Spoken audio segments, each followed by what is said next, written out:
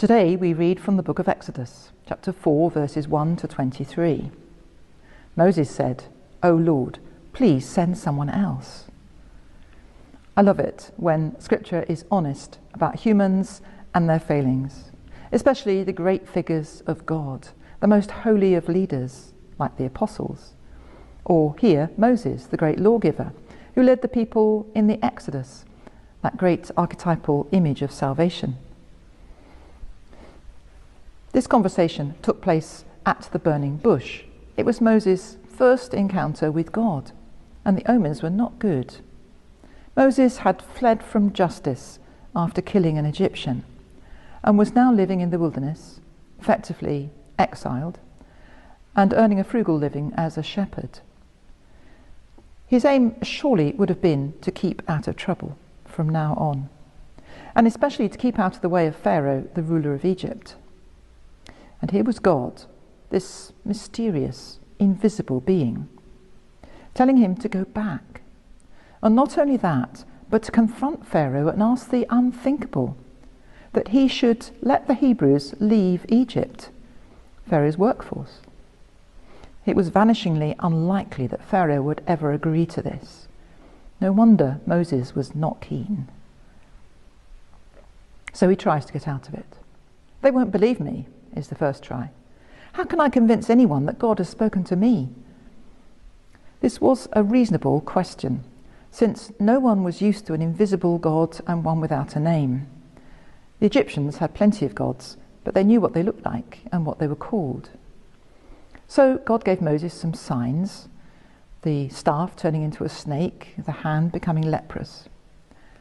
Whatever those signs meant, they wouldn't convince Pharaoh. His own magicians could do the same. Moses probably realized this, and his hesitancy continues. "Please send someone else," he pleads. "I can't speak fluently. I'm not persuasive." Maybe he even had a speech impediment. So God recognizes that perhaps Moses does need a bit of help with the talking, and appoints Aaron to be the spokesman and help Moses. He has no more excuses. He has to bite the bullet.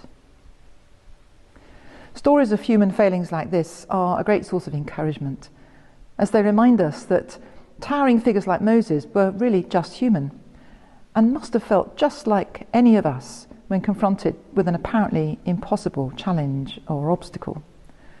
His objections were all met with solutions as he squirmed this way and that, trying to get out of God's call. But the call continues. "No," says God, "I don't have the wrong person. I really do mean you. I'm going to be there with you. I'll tell you what to say. With my help, you can do it." In my last teaching job before ordination, the school I was working in believed in education through outdoor adventure and challenge. Each child was encouraged to do more than they thought they could manage, to step out bravely and attempt more. Of course, each time they succeeded in this, their confidence grew, and so the next challenge was bigger. As their chaplain, I felt I had to experience this directly and identify with them. As a result, I found too that I was capable of more scary things than I'd thought. I was stretched, and I found that my courage did grow.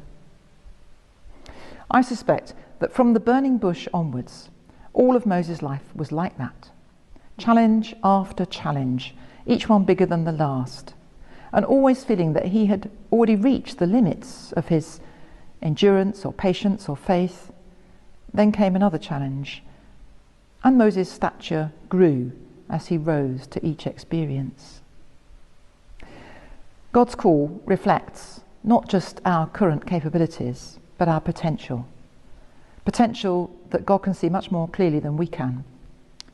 If God calls you, don't hide behind a sense of inadequacy. So many great leaders have felt that. Ask God to give you the courage that you need, and take the first step. You'll soon find out how much more you can do than you thought.